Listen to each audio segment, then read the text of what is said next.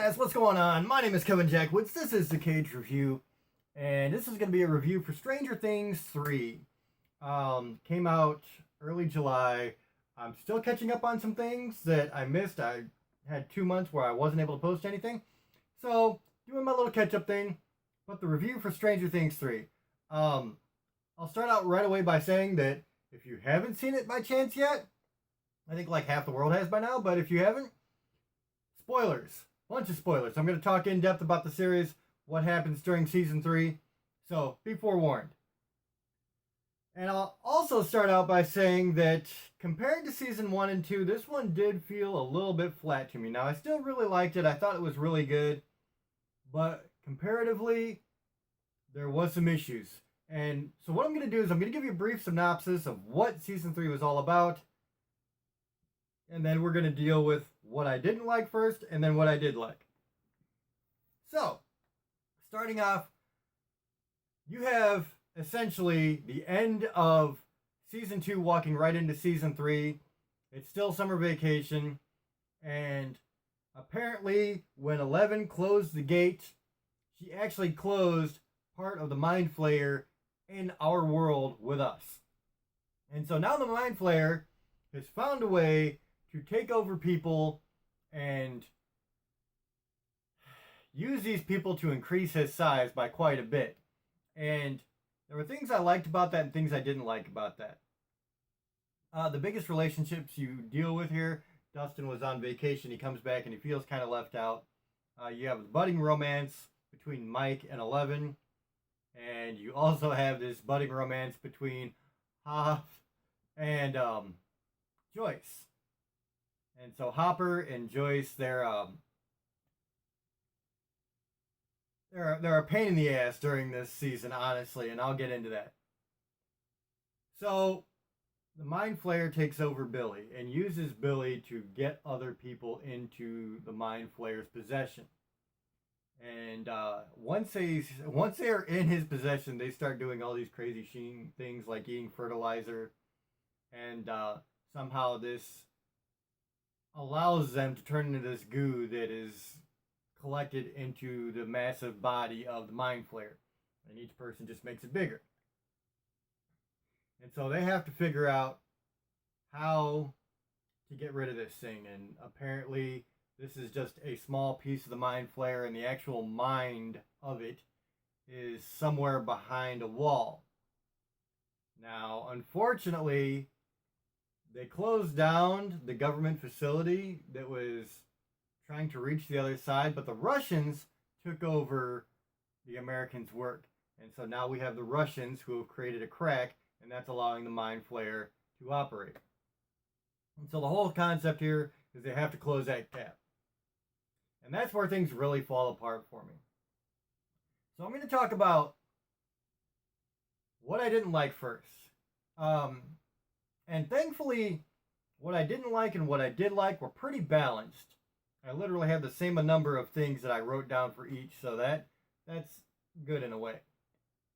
The first thing that I didn't like was the misuse of Will. Noah Schnapp, he's a really good actor. I think he did great in season 2. He really did a phenomenal job pulling off being possessed and all the things he had to go through. So Noah Schnapp, I really like, and you really didn't get a whole lot of him this season. As a matter of fact, the only thing you really got from him was that, you know, he gets this tingle on the back of his neck, he gets goosebumps, and he knows the Mind Flayer is close. Other than that, you really don't get a lot from him. You really don't. And he's pissed off that nobody wants to play Dungeons and Dragons, or whatever it was. Another thing that I really didn't like about this season in particular was bigger isn't always better. And this actually, I wrote this for both the good and the bad, because there are good things about getting the bigger scale, the bigger government problems, the bigger monsters. There were things that definitely worked in this season's favor with that, but they really lost sight of how to tie it all together as far as the story goes. And you had ridiculous plot points where you have a couple of kids infiltrating this massive secret operation going on with the Russians, and it just, you couldn't suspend disbelief. Like, there were just some moments there that were just so ridiculous and over the top that it just took you out of the show. And I really was depressed about that because, like, I love the show, and I even, like I said, I still think that this season was good, but it was definitely brought down by the way that they just did not think things through. And they had so many just ridiculous points where a group of kids are taking on these elite soldiers in this, highly secretive base. It was just kind of, it all fell apart. So in that way, bigger isn't always better. Then you get Andrei Evchenko. I think I'm saying that right. And he plays Grigory, who is this Russian soldier who is this absolute ripoff of the Terminator. Now, this whole season here is in the 80s, and it's meant to have a lot of 80s flavor. It's got this huge mall that they've created to look like an 80s mall. So they went through great lengths to have 80s soundtrack, 80s look, 80s fashion, all of that. But the Terminator ripoff was just bad. It was just horrible. And I know that they were trying to have some fun with it, and it was meant to be kind of a spoof type of thing, but it just didn't work. I thought it was terrible. And it was probably the worst Terminator impression I'd ever seen, honestly. It was just bad. After that, there is a budding romance in the later episodes between Joyce and Sheriff Hopper. And they kind of started in the earlier episodes, but it really starts to take hold in the later episodes. And what makes this bad is it's not like a budding romance. It's they are bickering back and forth at each other nonstop. It goes to the nth degree where you're just sick of it. And at some point you just like lose all sight of what they're actually trying to do here. And you're just like, would you two please shut the fuck up? And it did not work. I didn't like it. They just went way too far with it, which is problematic of a lot of things in this season. Another thing that they went way too far with was Priya Ferguson as Erica Sinclair. Now, this is also somebody and a part of this season that is both good and bad. I've got her in both good and bad because she's very funny. She's very smart aleck type. She has a lot of very funny moments, but again, they take it to the nth degree. It's over the top. She's non-stop. She's very one-dimensional in that way. And, she's got this very dry, sarcastic humor that never goes away. And at some points, it's just being mean for the sake of being mean. And, which I really don't have a problem with. But you kind of lose something with that. She was great. She was funny. People liked her in season 2, so they brought her back, gave her a bigger role. That's fine. Don't make it this caricature of what you started with, though, and that's exactly what they did with her. After that, pacing issues. And I'll be honest, I don't know that I had as big a problem with this as a lot of people did, but I've heard so many people talk about how the first 3 or 4 episodes were just boring to them. Like, they dragged on, there was no action, there was no, nothing to really grab your attention. I didn't have a big problem with that because I liked the characters and I liked the story they were telling. They were trying to create some bonds, Mike and 11 and things like that. And so I didn't, I can appreciate acting for the sake of acting and storytelling. But a lot of people, man, they were just complaining that they were bored. But I will say that there were times that you can kind of tune out in the first 4 episodes. And so it does create pacing issues. You want to grab people's attention, and there's a lot of just dialogue and exposition and stuff like that that really, I think, bogged down the first 4 episodes. One thing that I really hate in anything that I watch is when you have something happen and it doesn't go anywhere. if you have like this big event that you expect to have some kind of point to, well, they do that twice in this season in big ways. And the first way was once these people get infiltrated by the mind flayer, uh, they start eating fertilizer and like a bunch of it and like household chemicals and stuff like that. And you're like, all right, so this is going to be some weird, creepy Stephen King type shit because that's where the series got its base from. Like these great Stephen King ideas, and it went nowhere. Like they just turn into sludge and then get sucked into the main body of the mind flayer, and it was like, so what the hell was the purpose of all these people um, getting taken over by the mind flayer, eating all these chemicals and fertilizer and stuff, and it did nothing. It really did nothing. And so I really didn't like that. Another thing that I thought really went nowhere was in the first few episodes, there was a storyline between Mrs. Wheeler and Billy where she's really attracted to Billy. Billy's an asshole, so he plans on meeting her at a motel, and she finally decides she's not going to do it, and sticks with her family even though her husband's like detached. But it was like that went nowhere too. Like you had like 3 episodes, I think it was, out of 8 that dealt with this whatever it was, and the storyline just got dropped. And I'm like, don't do that, like don't spend so much time on something that you're not going to follow through with. And that was, like I said, it was a problem with this season. So those are the things that I kind of really didn't like about the season. So let's talk about some of the things I did like about it. The first thing, I do believe at points you had better character development, especially between Mike and Eleven. You had really cool bits with Max and Eleven where Mike and Eleven had a little bit of a falling out, and so they're spending a lot of time together and building this friendship up. So there were moments like that I really did appreciate, and that's why, like I said, I don't think I had as big a problem with the slower episodes because I felt like they were doing something with them. And so it made it more reasonable for me.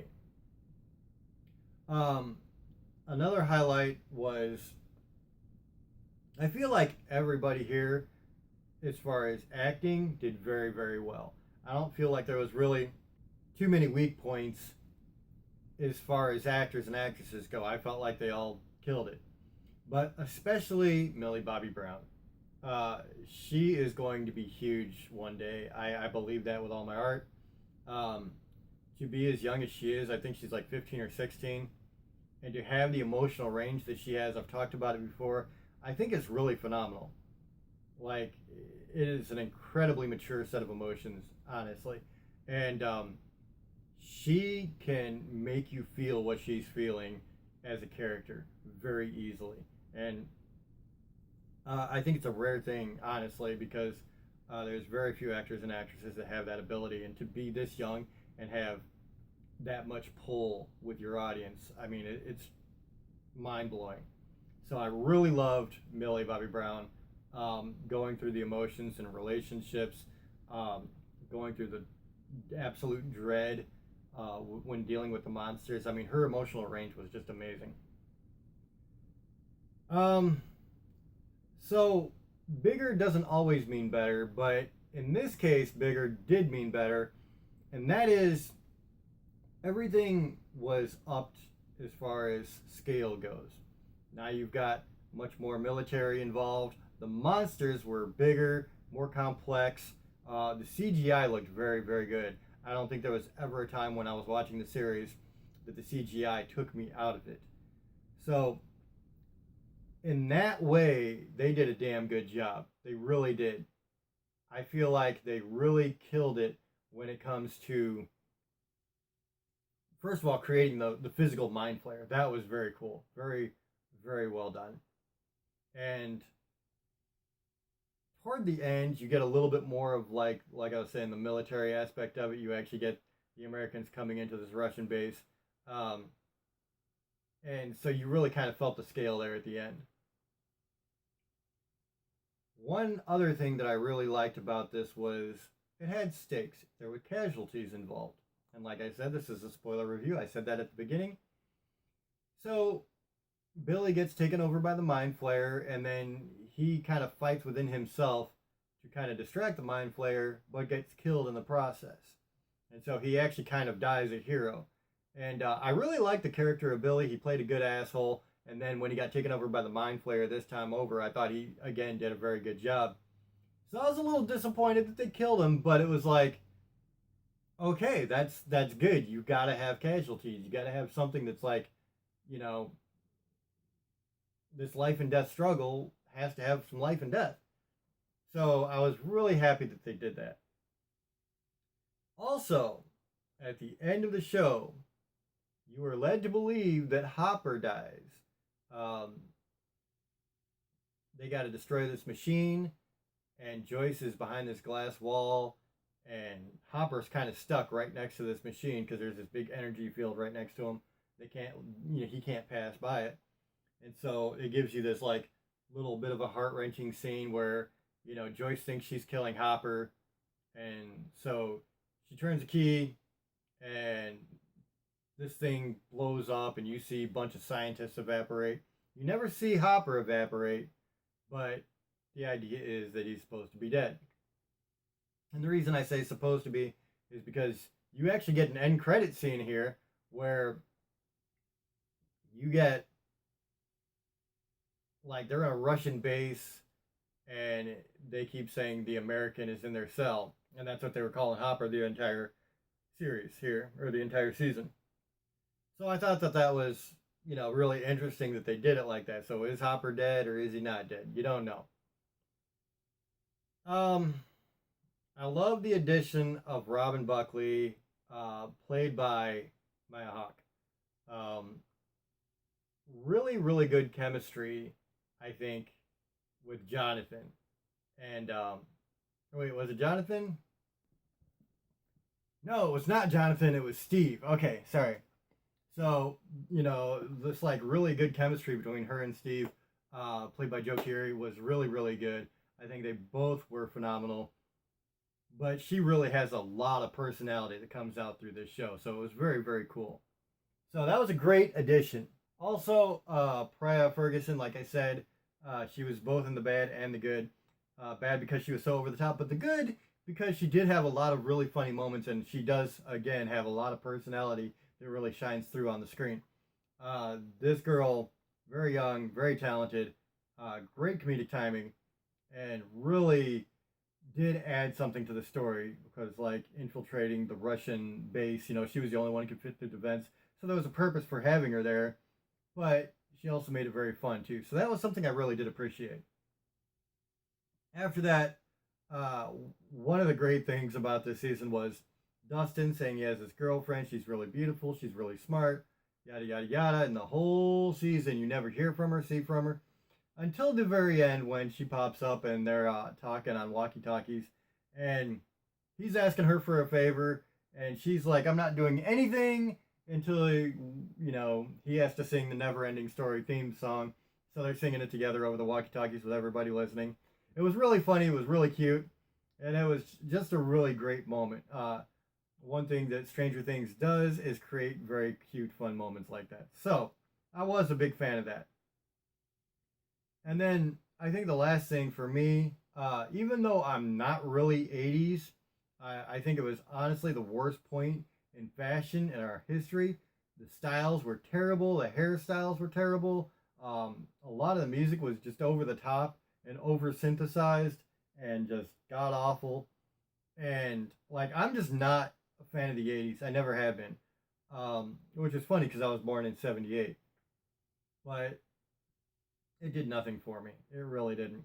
So, having said that, I really did appreciate how good they created all this 80s nostalgia with some of the music. The way they recreated the mall, like I said, with all the stores with old logos and stuff like that. I mean, they had to spend a fortune on this season. Honestly, they really did. Now, there was a lot of marketing involved in this, I think. There was a lot of things that were like product placement. And that's fine. It was a little overdone, but they did very good at creating this and making it look like it actually was a timepiece. So I really liked overall the season because of the action, the emotional connections you got, some of the payoffs. You know, like I said, I think it's important to have casualties in something like this. And so I did feel like overall it was very entertaining, uh, really funny at times, kind of caught you by the throat a couple of times. The pacing was an issue. Sometimes they went too far with a lot of things. And one of the things I really didn't like was that they just made it too campy at times. Like, I understand, you know, they're going for this 80s feel, and a lot of things in the 80s were campy. But I think you kind of cross a line there. You need to have the 80s feel, but not have it as cheesy as it was back then, because then you're losing, you know, sight of today's audience. And I think there were a couple of times they did definitely cross that line. So, ladies and gentlemen, overall, I had a lot of fun with it.